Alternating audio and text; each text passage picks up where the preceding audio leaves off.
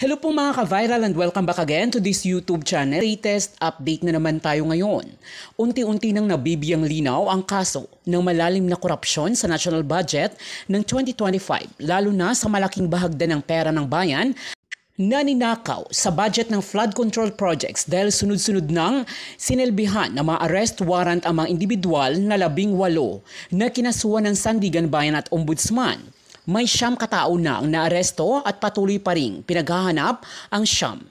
Samantala ay sunod-sunod naman ang mga hearing sa Senado pagkatapos ng kanilang mahabang bakasyon noong Undas, subalit walang Bato de la Rosa na sumipot sa alinmang hearing na naganap.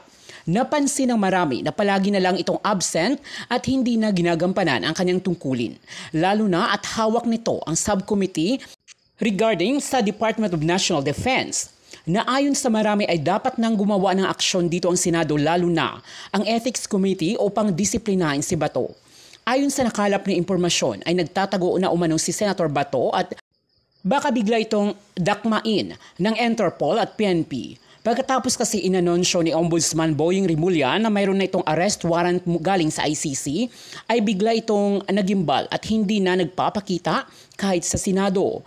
Hindi umano kinaya ni Senator Bato ang sinapit at naduwag taliwas sa naging pahayag nito noon na handa umano siyang magpapaaresto sa ICC at sasamahan si dating Pangulong Duterte doon. Sa pahayag naman ni dating PNP Chief General Nicolas Torre ay handa umano siyang tumulong at magsilbi ng arrest warrant kay Bato kung sakaling kakailanganin ang tulong niya.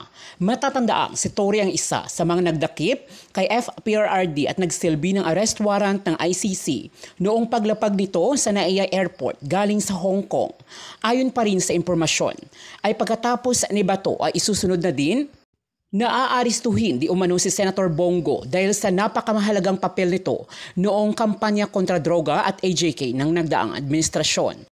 At aasahan di umano na baka sa first quarter ng 2026 ay ilalabas din ang ICC warrant nito. Mukhang malalagay na sa malaking dilobyo ang mga senators sa minority group. Ayon kasi kay Rimulya ay bago magtatapos din ang December ngayong taon ay baka may arrest warrant na ang mga senador na dinadawit sa anomalya sa mga flood control projects, lalo na sa pagkuha ng kickback at budget insertion sa BICAM. Kabilang si Senator Villanueva, Senator Jinggoy, Chis Escudero sa mga pinangalanan ni D.A. Alcantara, Assistant D.E. Bryce Hernandez, Project Engineer JP Mendoza at dating DPWH Undersecretary Roberto Bernardo. Kung kaya ay tila mapipilayan ang minority group ng mga senador na bahagi ng Duterte Group. Si Marcoleta naman ay binigyan din ng COMELEC na si Commissioner George Garcia ng 10 araw upang magpaliwanag ng hindi nito pag-declare ng kanyang sose noong midterm election kung saan milyones na pera ang nagasto nito noong election, which is a violation of election code. Sa darating din February 2026 ay baka muling mabubuksan ang impeachment case ni VP Sara Duterte dahil majority ng mga senators ngayon ay tila pabor sa impeachment. Mga kabunyog, mga kababayan, saan man pong panig kayo ng mundo, nasa Pilipinas man po kayo o nasa labas ng bansa, anong oras man po sa inyo dyan ngayon? Umaga man po, tanghali, hapon, gabi. Pinapanood man po ninyo ito ng live man po o replay. Mga kabunyog, mga kababayan, ang ating pong pagbati ng magandang araw, Pilipinas at mundo. Mga kabunyog, mga kababayan, sa ngayon, nasa ano na ilang araw na bang hindi uma-attend sa mga sessions ng Senado itong si Bato de la Rosa. Actually, nagbalik ng session ang Senado matapos yung kanilang mahabang bakasyon sa Undas. Bumalik sila November 11 November 11. Napakaraming importanteng mga bagay ang mga tinalakay sa Senado. Lalo na sa mga panahong ito, yung pagbalik nila ng matapos yung Undas, yun yung panahon ng mga budget deliberations para sa 2026 budget. Ay alam naman natin ang mga senador, napaka-importante na maka-attend sila sa mga deliberations tungkol sa budget.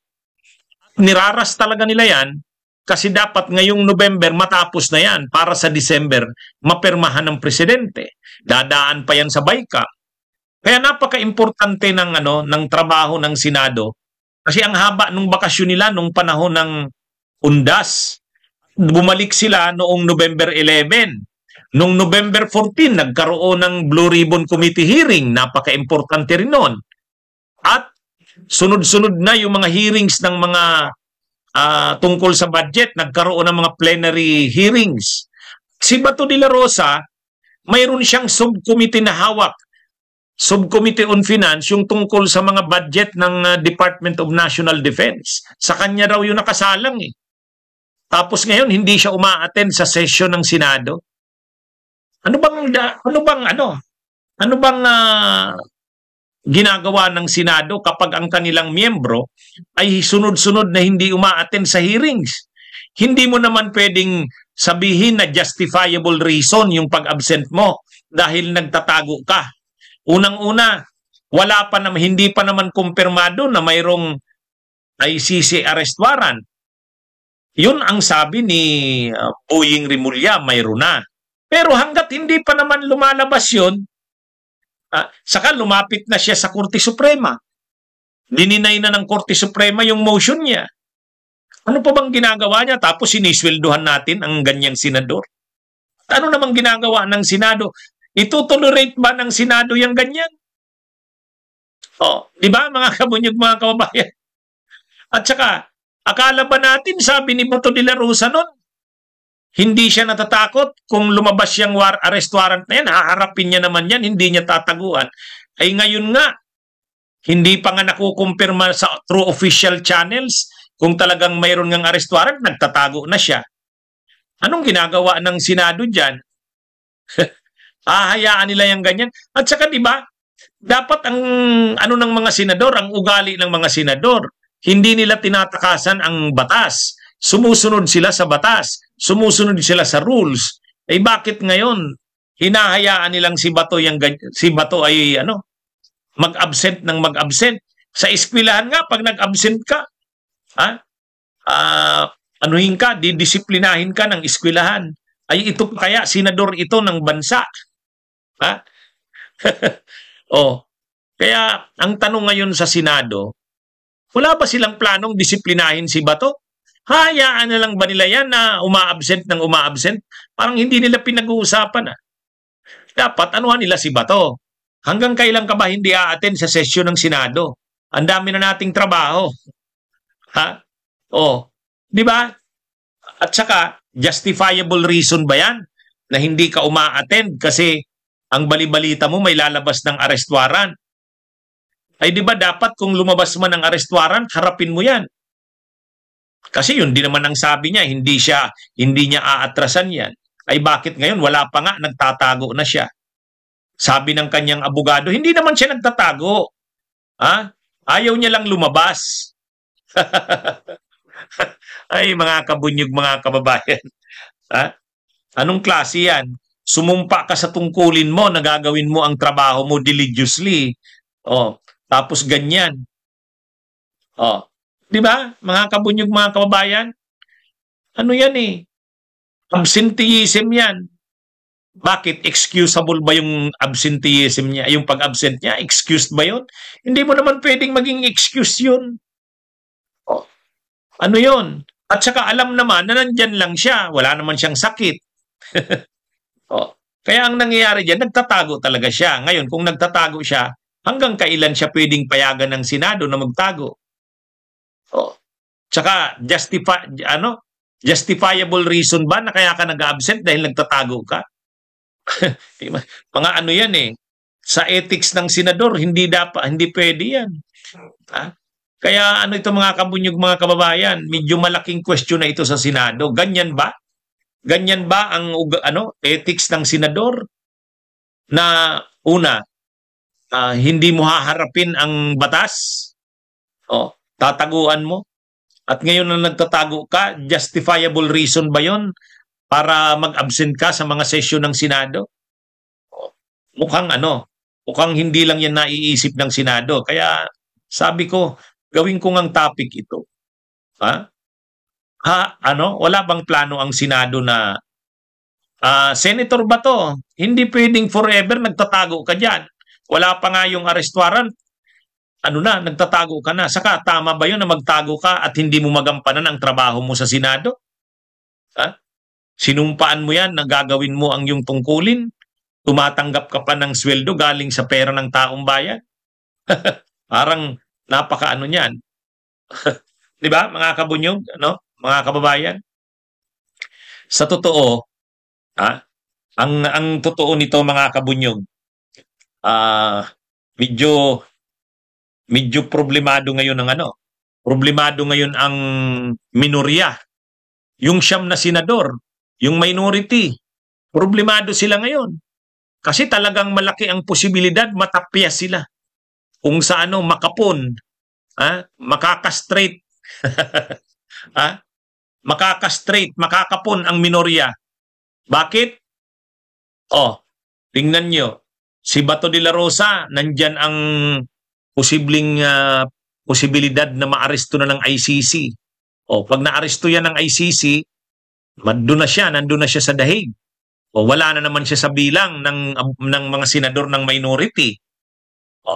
Sila Chis Escudero, sila Joel Villanueva, sila Jingo Estrada, kung tututuhanin yung magkakatotoo yung sinasabi ng ni Ombudsman Buying na kakasuhan yan at lalabas ang arrest warrant yan bago magpasko. Di ilang senador yan. Chis Escudero, Jinggoy, Joel Villanueva, di ilan na yan. 4 na ang mawawala.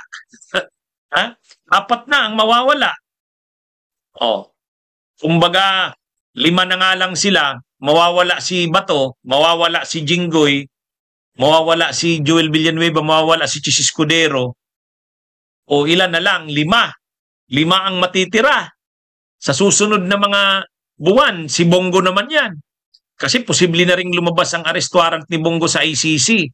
Ayon kay dating Senador Trillanes. Mga first quarter daw yan ng 2026. Ano na ito?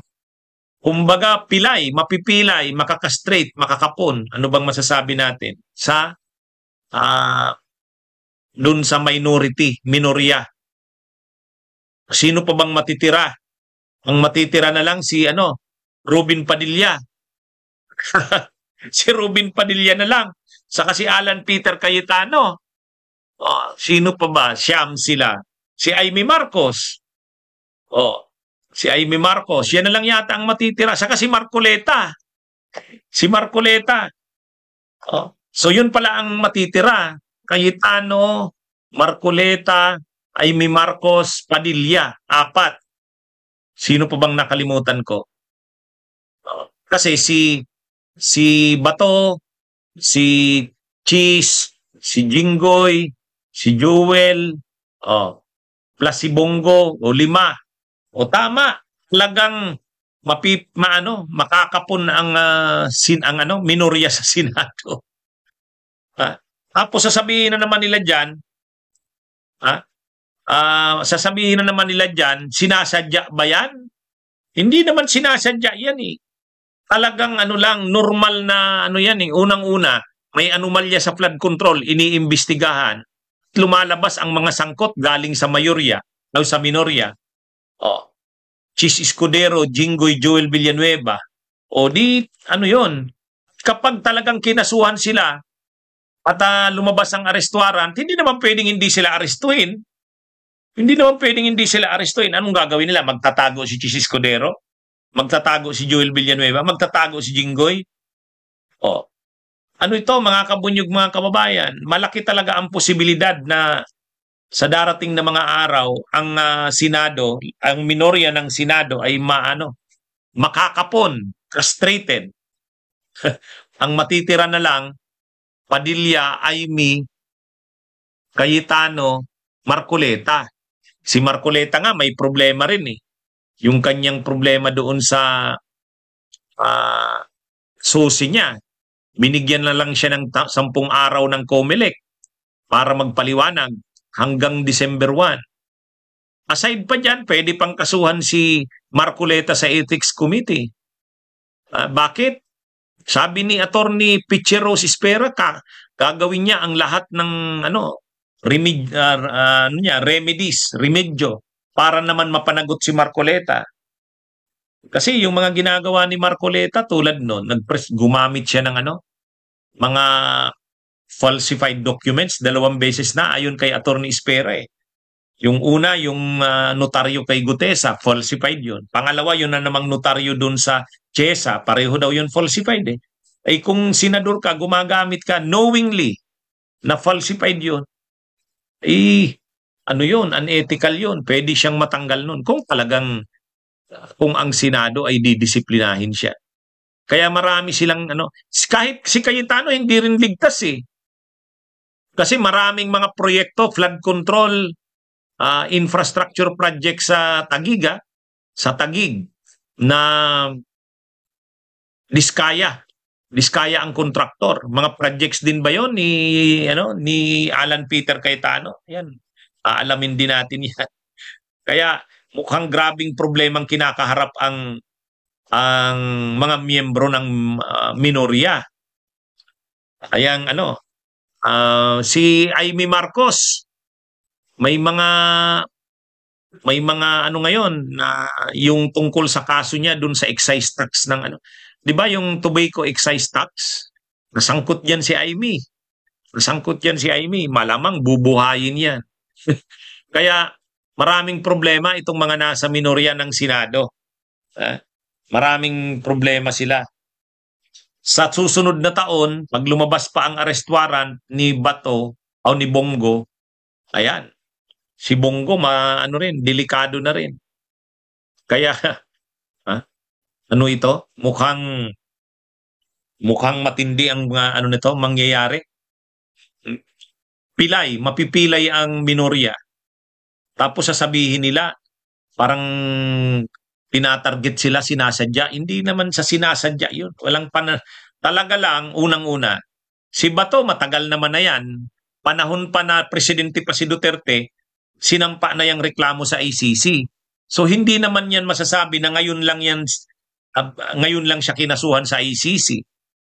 Nung panahon pa yan, nandyan na yan sa ICC. Kaya lang, binabaliwala nila. Akala nila wala lang yan. Kumbaga ngayon lang naman lalabas yung arrest warrant sa kanya eh. Pero matagal na yung kaso. Kaya hindi niya masasabing ginigipit sila, sinasadya. Yung sila Chis Escudero, Joel Villanueva at Jingo Estrada, mayroon talagang kampanya laban sa anomalya sa flood control, sangkot sila eh. May mga testigo, may mga ebidensya, alam nga namang hindi sila panagutin. Yung Villar, yung Villar din, pero hindi kasi sa minorya si Villar eh, nasa mayorya.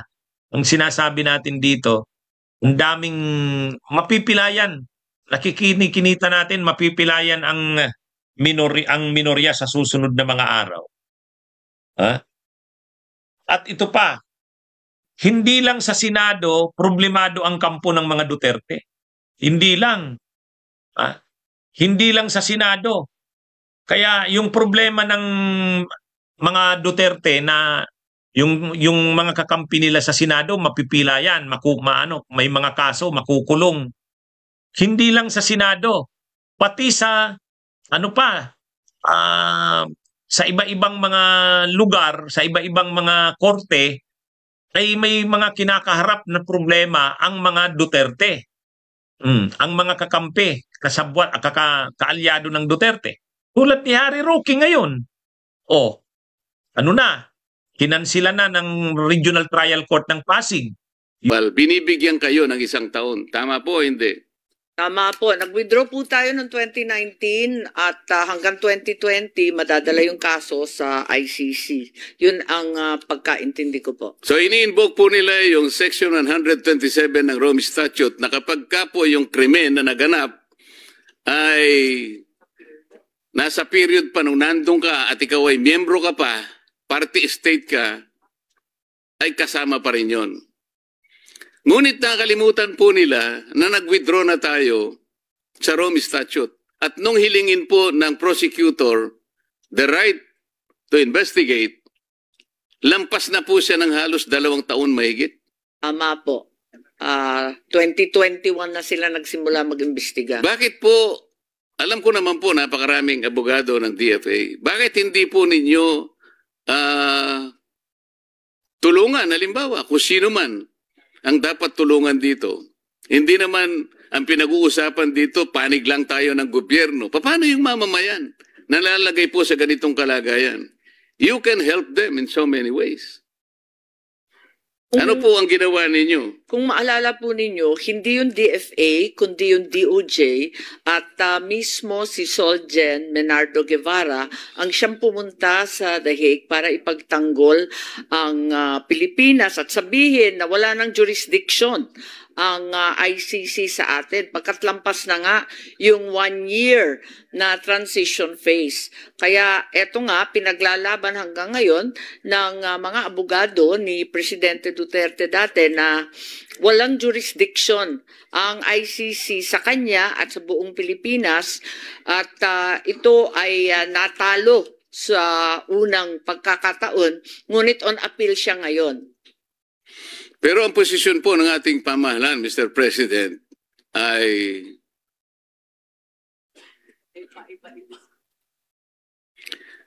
paiba-iba na nga, wala pa sa lugar. Ang tinatanong ko po ngayon, dahil ang posisyon ng gobyerno ay ganito, na ang nangyayari po, lahat po ng ahensya ay sumusunod kung ano yung posisyon ng pamahalaan. So kahit na po kaya niyong tulungan ang isang aggrieved citizen, kagaya po ng pinipilit natin ngayon, ay hindi po kayo gagawa ng initiative. Lalo na kayo po ang mag-i-initiate ng mga argumento na papanig sa kanyang karapatan. Tama po ba yung assumption na yun, Mr. President? Well, nakikialam o nakikilahok ang DFA kapag sakop ng kanilang mandato. Tulad nga ng sinabi, kung may kinalaman sana sa tratado, wala ngang extradition. Kung sana may kinalaman sa foreign policy, wala na ngang jurisdiction. Kaya eto nga, ang nangyari, yung SOJ sana ang aaksyon. Siya rin naman nagsasabi na wala daw jurisdiction kaya ang ini-invoke yung sinabi po ninyo kanina, Section 17 ng RA 9851 at imbis na extradition theory ang kauna-unahang salaysay nila, biglang naging surrender na sa totoo lamang hindi pa nagagawa sa Pilipinas. Talaga naman first impression po yun. Ayun nga po, kaya natin binibigyan ng emphasis ito. Parang ang nangyari, kaya nila nagawa yun, ang assumption yata ng The Hague, ang ating bansa po ay hindi umiiral ang ating mga korte. Ang kanilang assumption that even our National Prosecution Service is functioning. So hindi po ba yung core basis ng Rome Statute ay yung principle ng complementarity, Mr. President? Tama po, maling-mali po ang sinasabi nila. Hindi failed state ang Pilipinas. Buhay na buhay ang ating korte, magagaling ang ating huwes at masigasig ang ating mga abogado. Hindi ko po alam yung sinasabi nila na wala ng judicial authority dito sa atin. Bakit hindi pa natin itapon yung ating Republic Act 9851, hindi naman natin sinusunod, Mr. President. Ang sinasabi rito, tayo ang merong jurisdiction dito sa mga international crimes, genocide. Kapag nangyari dito, Pilipino, andun po yung kondisyones Kung hindi natin re-respetuin ang sarili nating batas, itapon na lang natin, Mr. President. Sinasabi pa nga rito RTC po ang merong jurisdiction Hindi po yung ICC. Wala naman pong extradition treaty with ICC. Estado lang po ang merong extradition treaty. Yung ICC po, korte lang yun. Ang ibig ba sabihin, Mr. President, mas mataas po ba yung ICC sa ating saligang batas? Hindi maari po yun. Sana sabayan po ninyo ako. Meron akong medyo controversial na bill.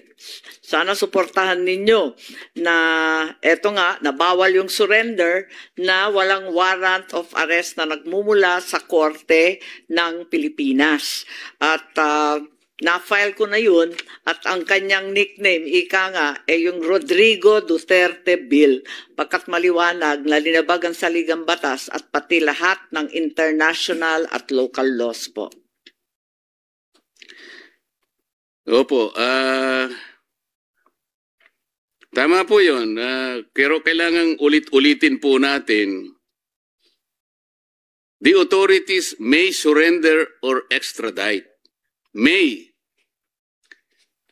Hindi pa po mandatory yun eh. Pag ginamit mo yung may, hindi po obligatory yun eh. That is something directory. Optional. Pero dito hindi na nga mandatory, wala pang basis. Walang extradition treaty, nag-graduate na tayo sa Rome Statute. Saan po nila kinuha ang legal basis? Para isurrender po nila yung dating Pangulo. Ano po ang basis, Mr. President? Wala pong basis at maaring ang ating presiding officer ngayon ay makatulong sa atin.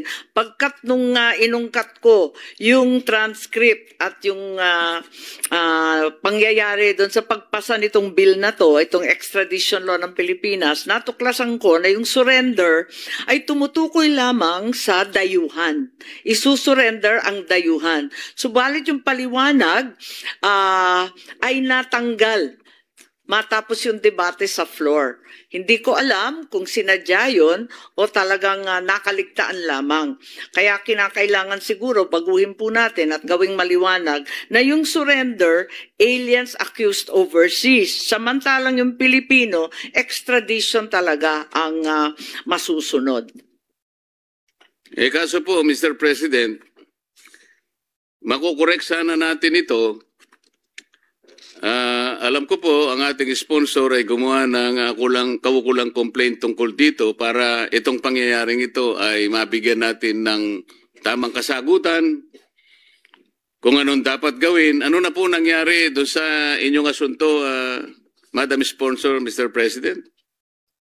Dinismiss po ng acting Dante Vargas halos wala pang isang oras prejudicial question na lang daw. Pagkatapos dinala ko sa Korte Suprema, nakatenga po sa awa ng Diyos.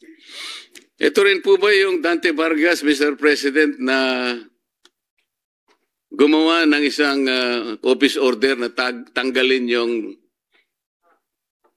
docketing? Tama po. Siya ang nagtanggal noon kasi yun nga, nagmamadali po. Tinanggal niya yung docketing, Mr. President, dahil ang sabi niya, meron daw ma-abuse na karapatan. Hindi naman niya po sinabi kung paano makaka-abuse ng karapatan. Docket pa lang yun Hindi niya naisip na pag inalis mo yung docketing, lalo namang ma-abuse ang maraming karapatan. Kasi kapag inalis mo yung docket, nawawala na po sa pagiging aktibo ang isang kaso. Sa makatwid, kung ikaw po humihingi ng clearance at inalis po yung docket mo, makakalibre ka na. Dahil makakabigay ka ng clearance. At yung clearance naman na yun ay merong na benefit. Tama po? Opo, yun din ang pagkaintindi ko po kasi walang katuturan yung tanggalin yung docketing, wala nang listahan, wala nang order. Subalit mukhang nagmamadali sila para makapag-issue siya ng clearance kaagad-agad at ma-appoint yung mga hindi naman karapat-dapat tumanggap ng clearance. So, magkadikit-dikit po lahat ito ngayon Na habang pinag-uusapan po natin ng DFA, ang mundong ginagalawan ng DFA, Mr. President, hindi natin masasabing sila ay nag-iisa doon. Napakarami pong mga active actors na may gusto man kayong gawin na mabuti, ay nasasansala kayo, napipigil kayo sapagkat napakarami pong bida sa bureaucracy na kahit na tama na po ang gagawin, ay pinipilit pang baluktutin. At ang pamamaluktot po ngayon ay nakita natin mismo. Hindi pa tayo nakakalayo, Mr. President, yung baluktutan po ng ating mga batas. Yung sana po ito ay hindi maging dahilan para sa maraming pagtutuwid naman na dapat nating gawin kahit na po limitado sa panig po ng Department of Foreign Affairs, Mr. President.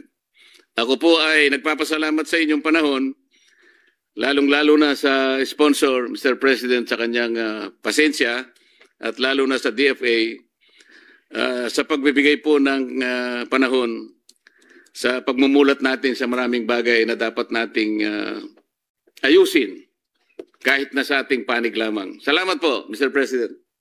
Thank you very much, Senator Marcoleta.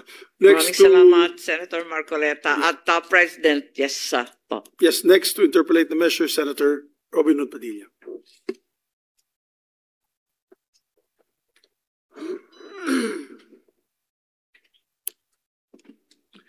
Maraming salamat po, Ginoong Pangulo. At kayo na rin